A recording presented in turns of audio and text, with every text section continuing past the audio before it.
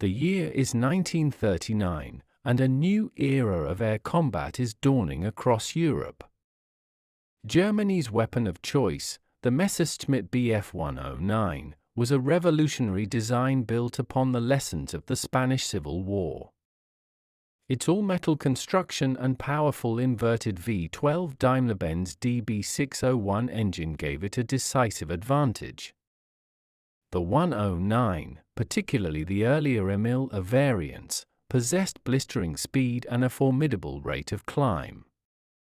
It was one of the first truly modern fighter aircraft to enter mass production globally. The plane's compact airframe and efficient aerodynamics made it an extremely difficult target to counter initially. Luftwaffe pilots, hardened by early conflicts, flew the Mi-109 into battle with unwavering confidence. They swept aside older biplanes and early monoplanes with terrifying efficiency in the Polish and French campaigns. Its initial dominance fostered a sense of aerial supremacy within the German high command. The Bf 109 was a symbol of the blitzkrieg, fast, sharp, and brutally effective in its primary role. This fighter established a psychological and technical benchmark that the Allies struggled to immediately match. No other fighter on the continent could rival its combination of firepower, speed, and pilot protection at that moment. The Mi-109's early reign defined the opening years of World War II in the skies. It became the quintessential image of German air power in newsreels across the world. The challenge was laid bare. The Allies urgently needed a true counter to this masterpiece of engineering. Its successful design was a direct challenge to the supremacy of every other nation's air force. The early Battle of Britain would be the first major test of this powerful new combat machine. This initial period of success solidified the aircraft's reputation as an almost unbeatable fighting platform. The true heart of the early Messerschmitt Bf 109's success lay in its advanced Daimler-Benz engine. The DB601 was a marvel of pre-war German engineering and metallurgical science. This powerful liquid-cooled, inverted V12 engine produced over 1,000 horsepower in its initial configuration. Crucially, it utilized a sophisticated fuel injection system instead of the common carburetor found in rival engines.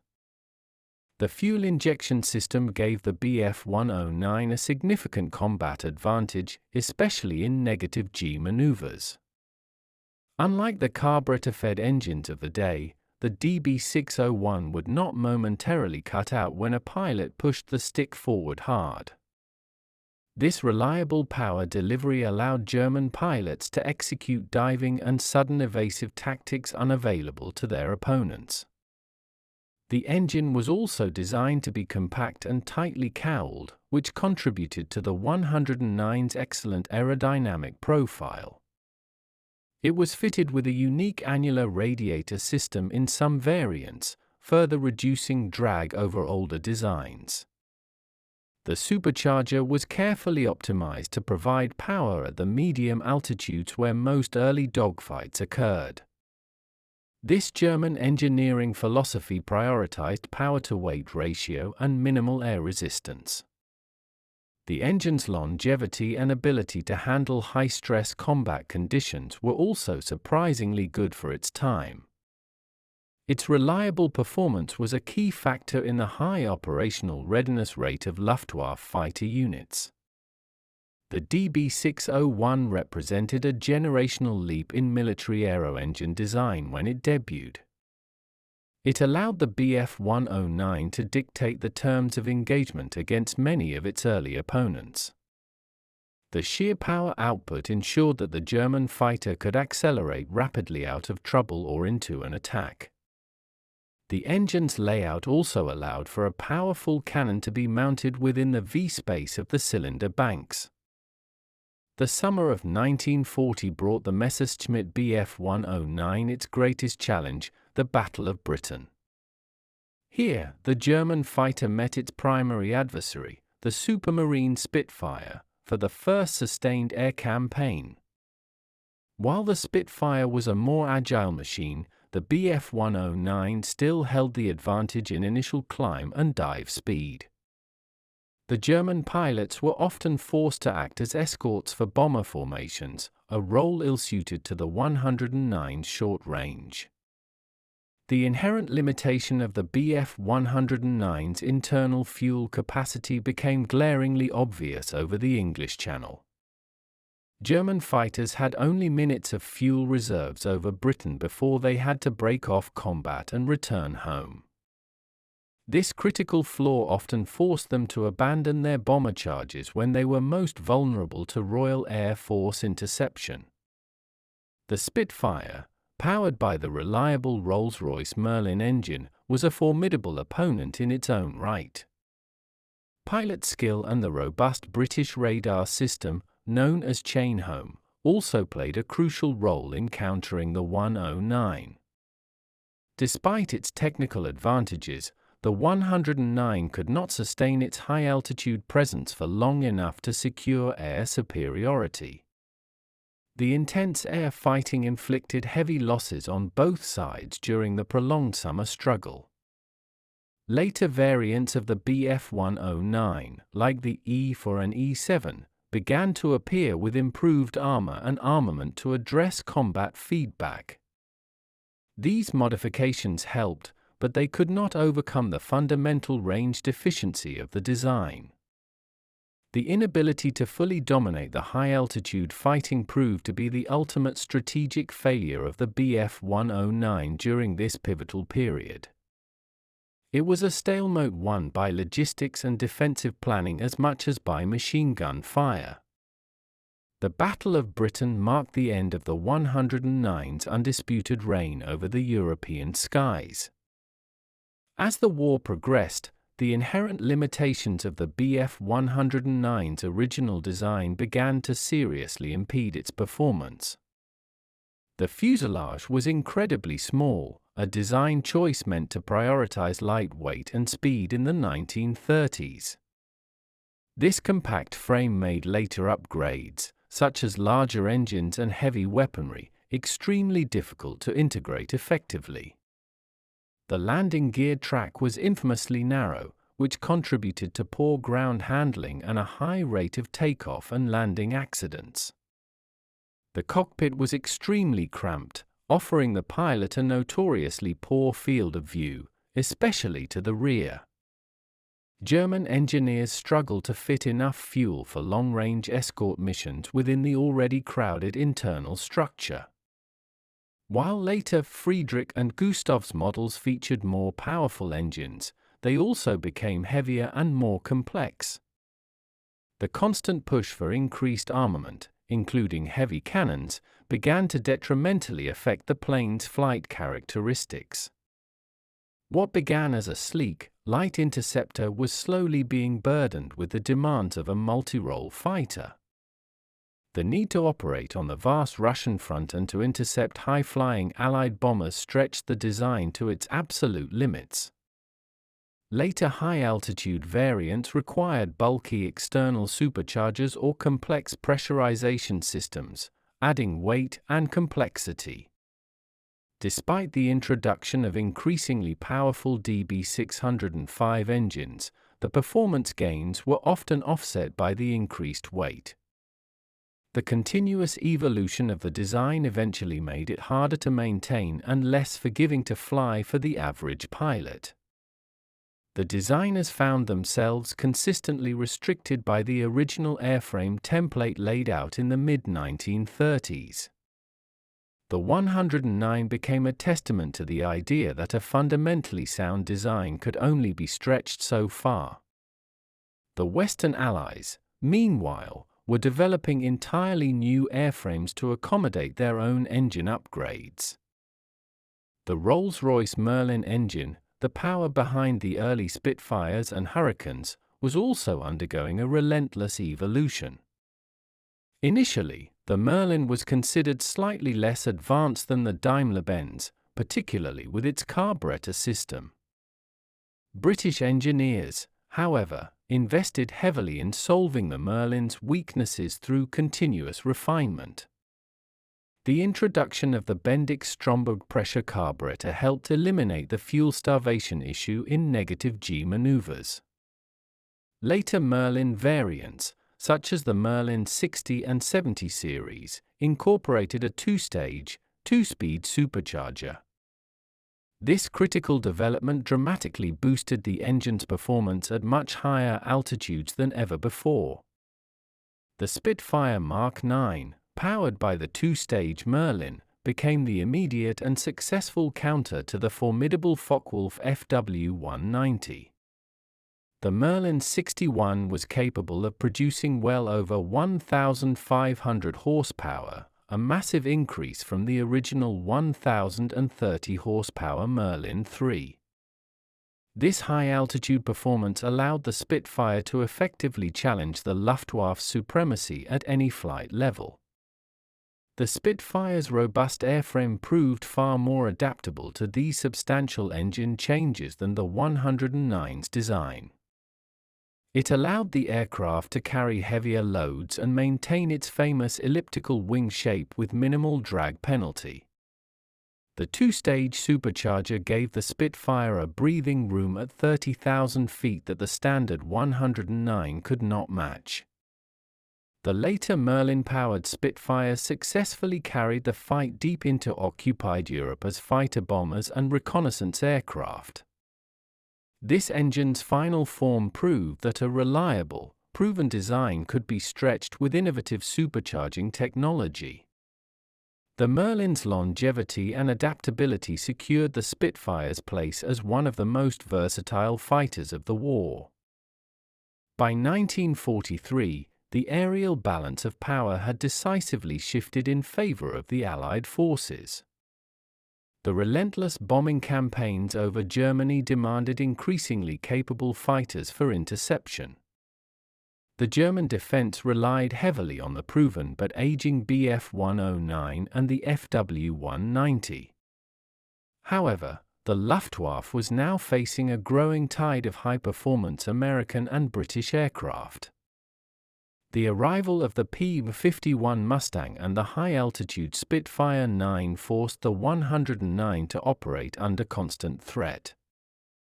Allied air superiority meant German pilots were often outnumbered, outranged, and frequently outmatched by newer designs. The German pilot training program, suffering from fuel and personnel shortages, was also unable to keep pace with the losses. The experience gap between the veteran Luftwaffe aces and the fresh Allied pilots rapidly began to close. The Me-109 was now forced into a purely defensive role, scrambling to protect targets instead of engaging on its own terms.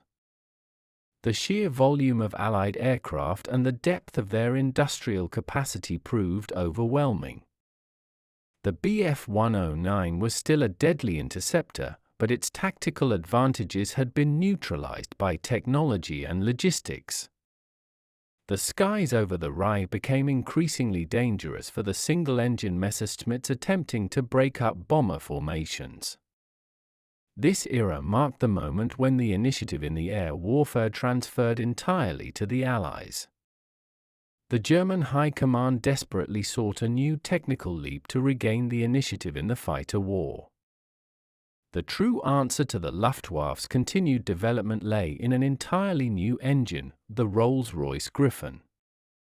This engine was the ultimate successor to the Merlin, a massive 37-litre V12 power plant built for extreme performance. The Griffon was developed specifically to generate immense horsepower for naval aircraft and high-speed fighters. It featured a larger displacement than the Merlin and an even more advanced two-stage supercharger. The sheer physical size and weight of the Griffon required a completely new front fuselage for the Spitfire airframe. It necessitated a larger, counter-rotating propeller to handle the immense torque and power output.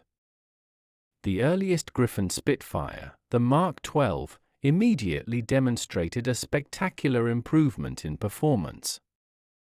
It could climb at an astonishing rate and possessed a level of speed previously unseen in a single-engine piston fighter. The Griffon engine produced over 1,750 horsepower in its early variants, eventually exceeding 2,000 horsepower in later versions. This new power completely changed the tactical role and capability of the Spitfire. It transitioned the aircraft from being an equal competitor to a dominant high-altitude hunter. The massive propeller necessitated clipping the tips of the Spitfire's elliptical wings in some variants to manage torque and drag. The power of the Griffon fundamentally altered the sound and feel of the legendary British fighter. It represented the final, most powerful iteration of the V-Year 12-piston engine in the British arsenal. The introduction of the Griffon-powered Spitfires, particularly the Mark 14, redefined high-altitude air superiority. The Spitfire 14, which flew in combat from early 1944, was capable of phenomenal climbing rates and extreme speeds. It could effortlessly reach and operate effectively at altitudes well above 40,000 feet. At these heights, the earlier Merlin-powered Spitfires and even the latest Bf-109GS began to struggle significantly. The Griffon's two-stage supercharger maintained sea-level power far into the thin upper atmosphere. This allowed the Spitfire to execute energy-burning maneuvers that would have stalled or crippled its German opponents. The Mark 14 could consistently climb past the Bf-109, a capability that gave the Allied pilot a massive energy advantage. The 109 had always relied on its strong climb rate to gain initial positioning above enemy fighters. Now, the advantage was reversed, and the German pilots were routinely forced to fight from an inferior position. The sheer speed of the Griffon Spitfires also made them ideal interceptors for the new high-speed German V-1 flying bombs. They were one of the few piston fighters that could consistently chase down and destroy the pulse jet-powered missiles. This performance confirmed the Griffon Spitfire as a major tactical and strategic asset in the final stages of the war. The Messerschmitt was now definitively outclassed in the crucial vertical dimension of the dogfight. The ability to choose when and where to engage is the ultimate advantage in air combat. The Griffon Spitfire represented the pinnacle of piston-engine fighter development during the war years. Its exceptional performance put it into a class above nearly all other single-engine aircraft fielded by both sides. It possessed a higher top speed and superior rate of climb compared to the ubiquitous American P-51 Mustang. While the Mustang retained its vital long-range advantage, the Spitfire was the more potent pure interceptor. The Spitfire Mk-14 was often utilized in a specialized role, hunting the high-altitude reconnaissance flights of the Luftwaffe. These high-flying German intruders, such as the modified Ju-86, were almost impossible to catch before the Griffon's arrival. The 109, despite its many upgrades, could not be stretched to reliably intercept targets at such extreme altitudes. The constant aerial pressure exerted by these superior Allied fighters further eroded the Luftwaffe's morale and effectiveness.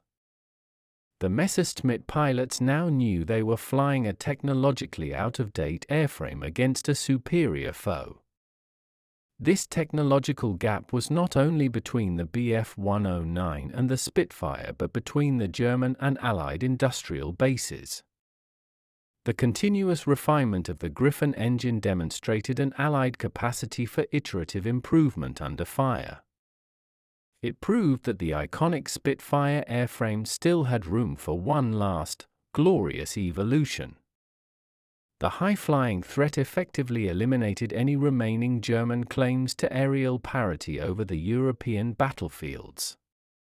The Me-109 was now completely overshadowed in the critical areas of speed and altitude performance. Despite being surpassed, the Messerschmitt Bf 109 was never truly retired from service during World War II. It continued to be the most numerous German fighter, seeing action right up until the final days of the conflict. The later K-series, the Kurfürst, was the ultimate attempt to maximize the aging airframe's potential. This final major variant featured the most powerful Daimler-Benz engine, the DB605D, and improved streamlining. The 109K was fast and retained excellent acceleration, but it was still severely limited by its handling and short range. German factories were heavily bombed, and production quality often suffered severely toward the end of the war. New pilots, hastily trained, struggled to master the demanding flying characteristics of the heavily modified 109. The Bf 109 was tasked with a near-impossible mission, stopping the massive, four-engine Allied bomber streams. These final dogfights were desperate, brutal affairs where sheer numbers favored the overwhelming Allied forces. Many veteran pilots, known as Experten, continued to achieve impressive scores in the fighter, demonstrating its inherent capability. However, the general operational reality was one of constant retreat and insurmountable logistical odds. The 109 became a symbol of German resilience, but also of a technological struggle lost long before the ground war ended. Its final performance was a valiant, yet ultimately tragic, testament to a fighter past its prime. The legendary aircraft simply ran out of effective upgrades and strategic opportunities to rule the skies. Even as the Griffon Spitfire reached its performance peak, a new era of air combat was already dawning. The true successor to the piston fighter was the jet-powered aircraft, pioneered by Germany's own Messerschmitt Me-262. The Me-262 represented a fundamental paradigm shift, with a speed advantage no piston engine could ever overcome. The Griffon Spitfire, however, played a critical temporary role in bridging the gap between piston and jet technology. Its immense speed allowed it to at least engage with the early, temperamental jet fighters on somewhat more favorable terms than older planes. The Spitfire 14 and 18 were sometimes successful in intercepting the Me-262 during its vulnerable takeoff and landing phases. This final version of the Spitfire pushed the piston engine to its absolute theoretical maximum in terms of power and speed. The Griffon engine proved that the V12 configuration still had fight left, hitting speeds of nearly 450 miles per hour. It was an undeniable testament to the engineering potential of the reciprocating engine design. The Me-109, in contrast, faded quickly in the face of the jet threat, being entirely outclassed in every performance metric. The final chapter of the propeller-driven air war was written by the high-powered, high-climbing Griffon Spitfire. It remains one of the fastest piston-engine fighters ever to see significant combat service. The Me-109 could not adapt to this new speed paradigm, remaining firmly rooted in the preceding generation of combat. The rivalry between the Messerschmitt Bf 109 and the Supermarine Spitfire remains one of history's most compelling air duels. For a time, the Me-109 was the undisputed master of the European skies, a terrifyingly efficient instrument of conquest. Its initial dominance forced the Allied powers to rapidly innovate and elevate their own fighter designs. The Spitfire, powered first by the Merlin and then the colossal Griffon, became the ultimate expression of that counter-innovation. The Griffon Spitfire proved that the aging Allied airframes still possessed the potential to climb past its German rival. It became the ultimate symbol of technological mastery and aerial power projection in the later stages of the war. The lessons learned from stretching both designs to their limits heavily influenced post-war aviation engineering. The focus on high-altitude performance and high-speed interception paved the way for jet fighter design specifications. Today, both aircraft are rightly revered as icons of military history and engineering genius. Restored examples of the Griffon Spitfire, with their massive 5-bladed propellers, still roar overhead at airshows. They serve as a powerful, visceral reminder of the immense power needed to finally overcome the Bf-109's early supremacy. The story is a timeless one. A technical advantage held can always be lost to continuous, focused counter-development. The Spitfire's final, powerful victory in the altitude game cemented its own legendary status.